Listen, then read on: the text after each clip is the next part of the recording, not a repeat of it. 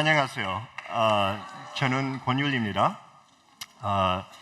여러분들을 만나게 돼서 너무 반갑습니다. 저는 미국에서 태어나서 그 어려운 말을 한국말로 잘 못합니다. 그래서 한국말을 할 적에 조금 어린 아이 같아요. 앞으로 제가 공부를 열심히 해서 다음에는 한국말로 하겠습니다.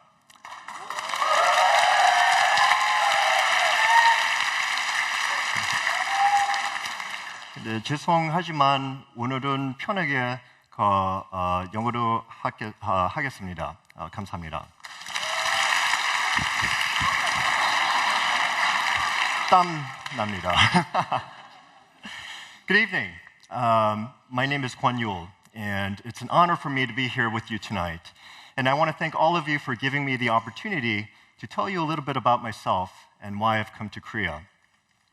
A few years ago, I had the good fortune of winning the American reality show Survivor. And since then, I've received many wonderful letters from people here in Korea. Some of them have been very gracious and thanked me for increasing the profile of Korean Americans on television. A number of them come from parents who are asking for advice on how their children could get into good schools like Harvard or Stanford or Yale, or how they could get jobs working at places like Google and McKinsey. I've also gotten my share of unusual letters.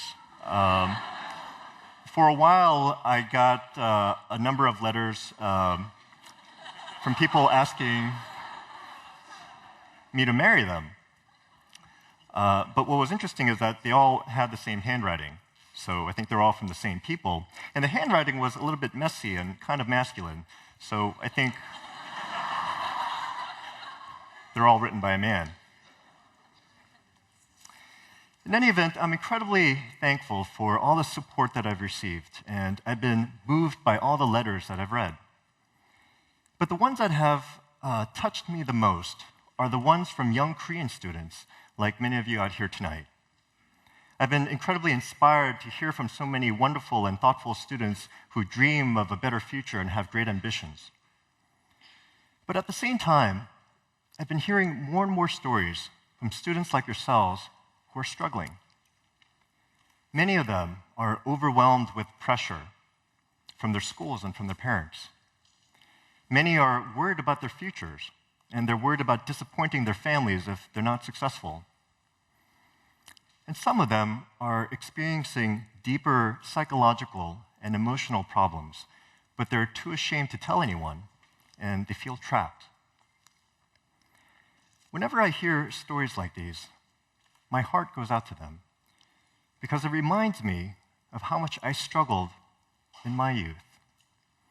When people look at me today, they often look at my accomplishments and my resume, and they think that I've always been successful.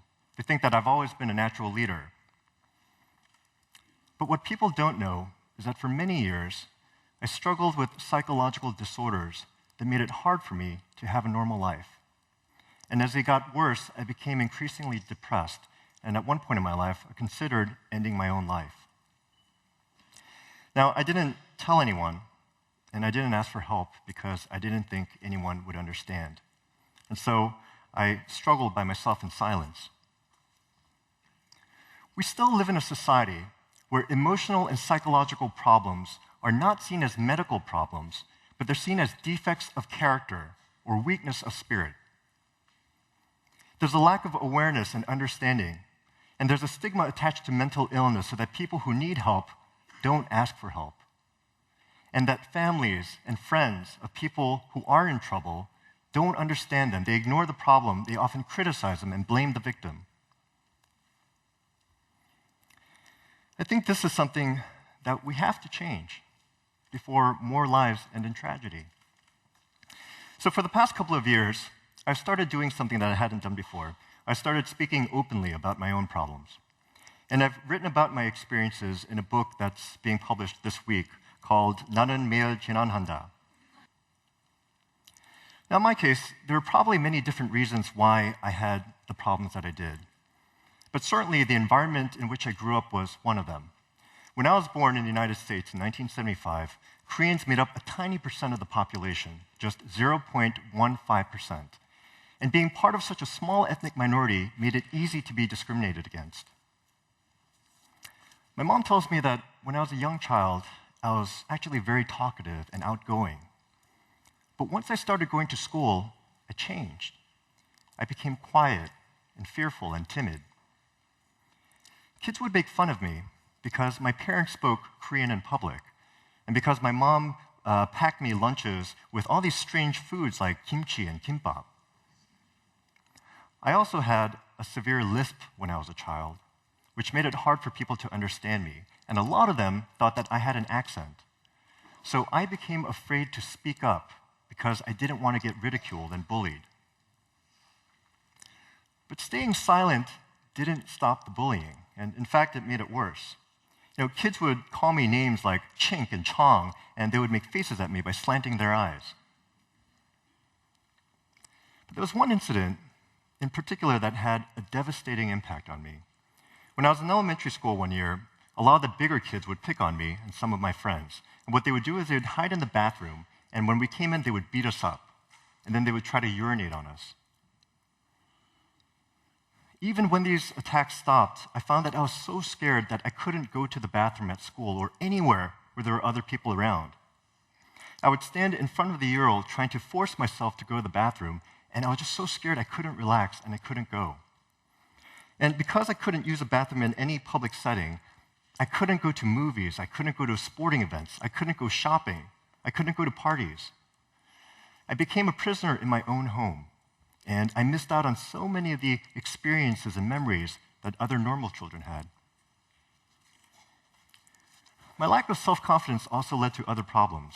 I started developing obsessive-compulsive disorder, so I started washing my hands 20 times a day until they became so dry that they would crack and bleed. I developed a form of social anxiety disorder where I would get so nervous around other people that I would start sweating uncontrollably. And this usually happened especially around white people and around girls. And when I'm talking about sweating, I'm not just talking about a mild perspiration. I mean, I would literally perspire and drench my face and my clothes and just humiliate myself. And I can't tell you how embarrassing that was. So I stopped talking to people. I avoided people because I didn't want to humiliate myself in public. All these problems left me feeling profoundly depressed and isolated. And in retrospect, knowing what I know today, I realized I should have gotten help. But at the time, I just couldn't bear the thought that anyone would learn my secrets. I knew that my parents loved me, but I thought that they just wouldn't understand. And I thought if I told them, that they would dismiss my concerns as figments of the imagination, or even worse, that they would blame me or be disappointed in me. So I struggled by myself in silence. I remember praying that as I got older, my problems would go away, but I found that they were getting worse. And eventually, my depression turned into despair, and I started thinking about killing myself. My slow emotional spiral downward might have continued if it wasn't for a tragedy that happened to my brother. One day when I was in middle school, I came home, and my brother had just gotten off the phone. And when I looked at him, his face was white. And I asked him, "What's wrong? What happened?" And he told me that one of his best friends, who had moved to a different part of the country earlier and who had trouble making new friends, had just committed suicide. Until then, I'd never had someone that I knew die, especially someone who was close to me, someone that I looked up to as a young. And in my grief and my shock, I remember thinking to myself, how could this happen? How could someone who's so young and who had their whole lives ahead of them do something to end their own life? And I realized I knew the answer. He could do it because he felt so alone and scared, and he had given up hope that things might get better. He could do it because he didn't like himself, and he couldn't imagine being anyone different. He could do it because he felt like I did. I saw then that I was heading down the same path, and I realized that I had to make a choice. I could do nothing, and I could continue down this road and become lonely and isolated my whole life, or until I decided, like my brother's friend did, that life just wasn't worth living anymore. Or I could make a choice. I could decide to change myself, to confront my fears, and to reach out to other people. Now, emotionally, this was a hard decision for me to make. Trying meant that I would have to push myself out of my comfort zone and do the things that made me scared. Trying meant that I could fail. But where do you even start? Well, I thought about it, and I figured that if I'm trying to change myself, the first thing I have to do is figure out what I wanted to change. So I made a list of the long-term goals that I had for myself, the kind of person that I wanted to become, and the kinds of skills and qualities that I would want to have. But even then, it became such a daunting, impossible task. I mean, there were so many things about myself that I wanted to change. So I made it easier for myself. I told myself that I didn't have to change everything all at once. I could take little baby steps. And so what I did was I broke up my long-term goals into smaller short-term goals that didn't seem so overwhelming and that I could do in small increments. Each day, for example, I made a checklist of all the things that I had to do, like raising my hand in class or saying hello to someone that I didn't know. I also realized that I couldn't just rely on my natural emotions to guide my behavior, but I knew that I was good at following rules. So I started creating rules for myself for how I would have to act in certain situations. For example, I found that one of the things that was very hard for me to do is to raise my hand in class. So I made a rule for myself that in the first 10 minutes of class, I had to raise my hand. And what I found was that by relying on these rules, it was a little bit easier to do things that I was normally too afraid to try. By constantly pushing myself a little bit every day, I started making progress. A lot of my earlier efforts weren't successful, and I had many frequent setbacks and failures. But I learned that failing at something isn't the end of the world. Life still goes on. And more importantly, I gave myself permission to fail. I told myself that what mattered was the process, not the outcome. And so I began to measure my progress by whether I tried, not whether the result itself was good or bad. And I also stopped comparing myself to other people. I'd always had this mindset where I look at other people and think, they're so much smarter than I am. They're so much more articulate. They're so much more popular. I could never be like them. But once I started to benchmark my progress against my own goals rather than comparing myself to other people, I found that I didn't get as discouraged and that I was making more progress. And the other thing is that whenever I failed and felt that I was getting demotivated, I motivated myself by telling myself that if I never learned how to talk to girls, I'd never get married, and I would stay a virgin for the rest of my life. And that scared me more than failing. What I learned is that if you try something over and over again, then it becomes less scary, less terrifying.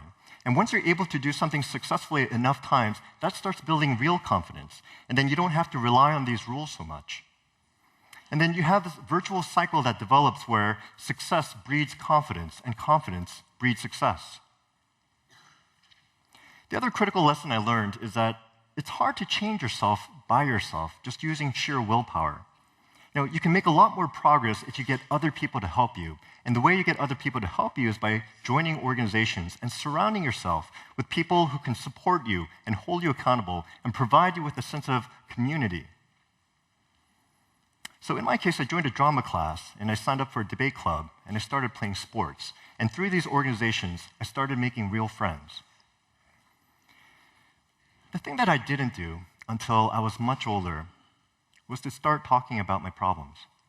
Looking back, I wish I trusted my parents more. I wished I trusted my brother.